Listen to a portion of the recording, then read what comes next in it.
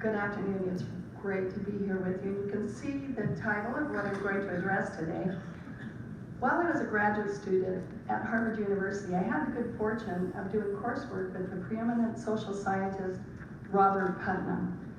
Putnam, and over the course of 2 decades and his resultant work, Bowling and Loan, made social capital a new college discipline and opened the doors to nations literally, as Mr. Putnam traveled around the world meeting with heads of state, explaining to them how important social capital was to democratic forms of governance and to peace and prosperity.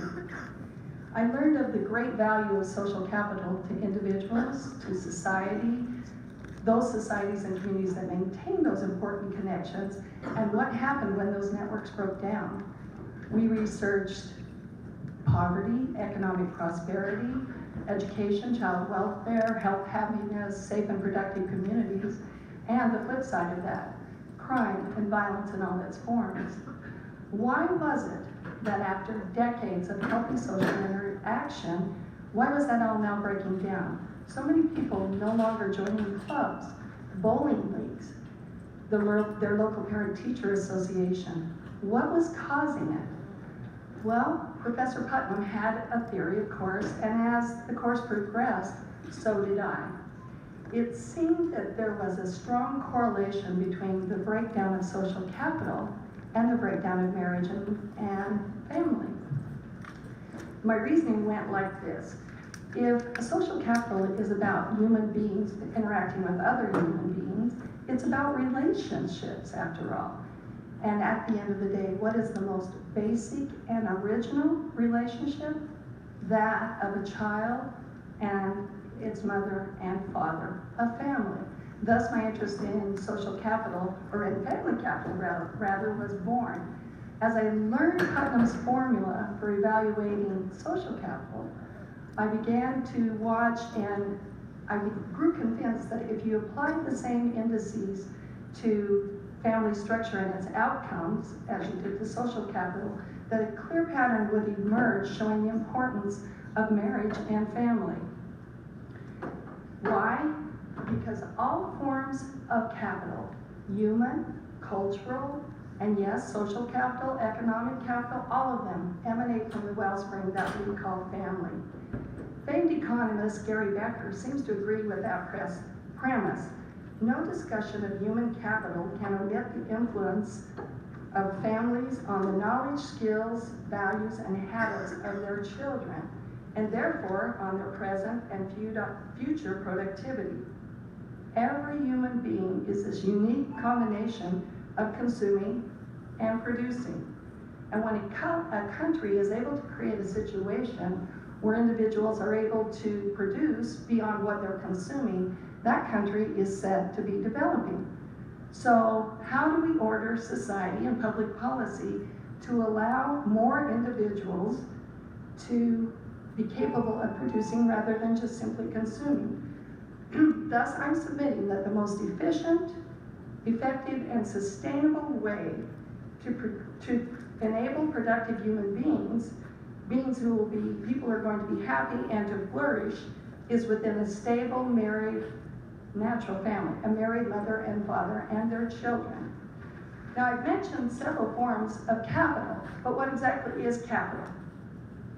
In a very simplified version, think of capital as a basket of commodities or resources that have value, they can be bartered, exchanged, sold, consumed, or used for production. Things like time, talent, intellect and education, skills, relationships, i.e. social capital, money, property, which would be land, equipment, and natural resources. So the concept of family capital is how the family unit helps each one of its individual members fill that basket. So when families function well, they help move one another from being solely consumers to being producers, including producers of excess capital, which in turn can drive development. Here's a basic definition. It's mothers and fathers and their children supported by an extended and intergenerational family network, and that intergenerational component is really important. And they all work together to meet the economic, physical, emotional, and spiritual needs of each member, with the outcome being content and productive adults who are better able to make positive contributions to the well-being of communities and nations. Well, there's lots of different groups of people that get together, corporations, businesses, church groups. Why is it that the married parent natural family is so effective? So the family unit is able to do more when it combines its abilities than any individual alone endeavoring to tackle a challenge. But a family is so much more than a merge of any given group of individuals working toward a common goal. And unlike many societal entities, a family has the ability to take resources, however limited, and use them in the most efficient manner. The nature of a family allows it to intimately know the people involved and allow the resources to go to their highest and best use, an economic term. It allows for specialization. It takes advantage of economies of scale. And thus, being the most efficient, a family would be more likely to produce a surplus of financial, human, and social resources that then flow out to the community. Members of a family are bound together for more than economic interest, however, with a commitment to share resources, because relatedness, genetic kinship, brings about a combining of those important components, something that any merge of any given group of unrelated individuals can rarely provide. Here's the key. Self-interest is tempered by relatedness. And ask any parent, or any old parent for that matter, if their self-interest wasn't tempered when they first laid eyes upon their child. And that tempered self-interest continues throughout the lifespan of each family member.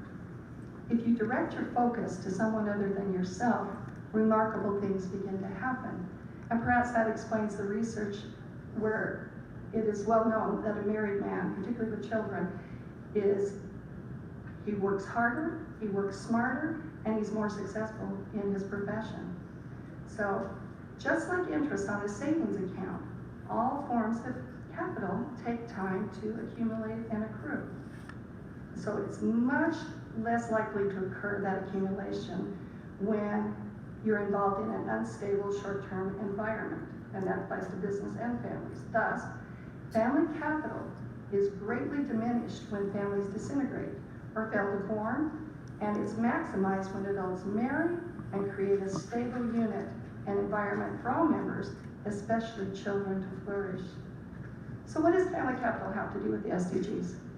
And perhaps the better question would be this: what part of the SDGs does not have to do with the family? How is it that you could solve the problem of poverty and hunger without considering the role of the family in meeting physical needs and providing food to its members?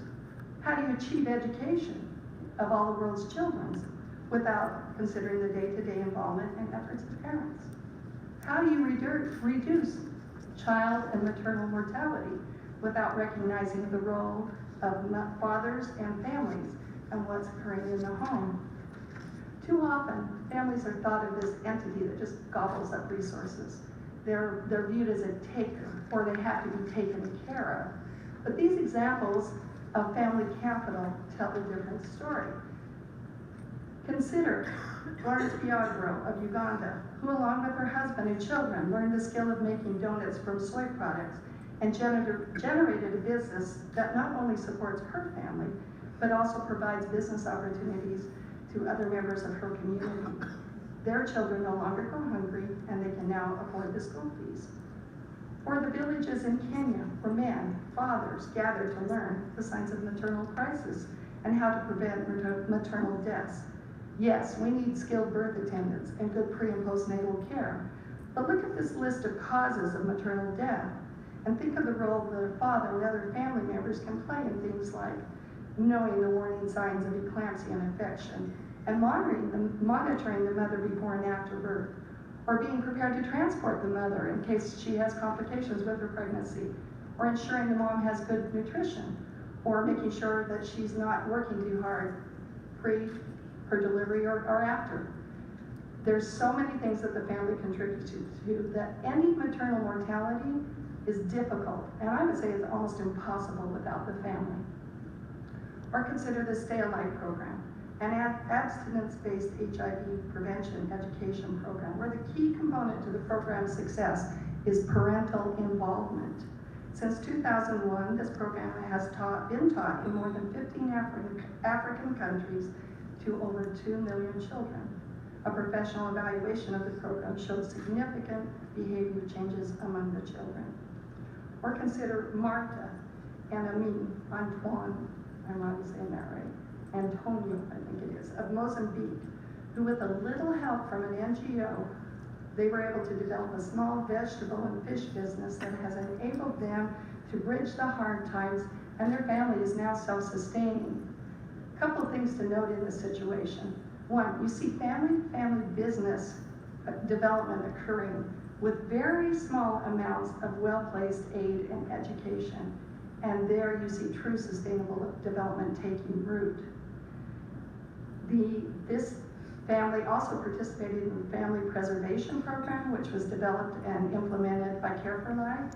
This is an exceptional, I'd say outstanding program that goes to the heart of family and sustainable development, because it allows families to develop leadership skills, and then they make their decisions regarding their own development. They set goals, short-term and long-term, within 8 areas of focus, and you can see them there.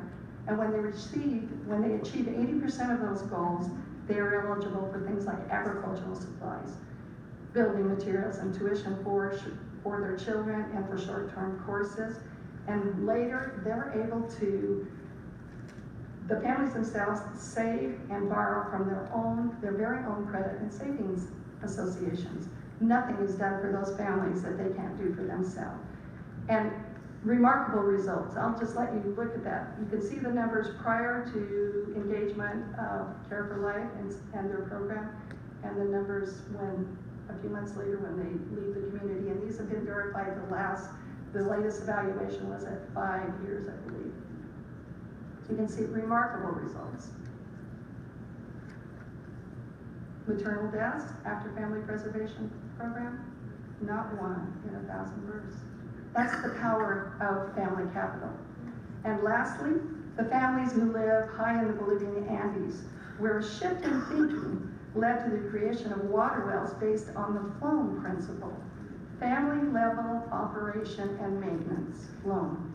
Each family owns their own simple well, dug, built, maintained, and repaired, all by individual families, rather than by the community. Turns out the family-focused nature of the wells ended up being the secret sauce for this program's success. Families provide water to their livestock and to their families, thus bringing development to an area who had little hope before. I appreciate your time here today, and if I could leave you with just 2 thoughts, it would be these. Without the family, there is no effective, efficient, and sustainable development. Secondly, as I consider the critical relationship between family capital and the development goals, it is difficult for me to realize that there is no substantive mention of family in the actual 2030 agenda. The family must find its way into the implementation of these SDGs.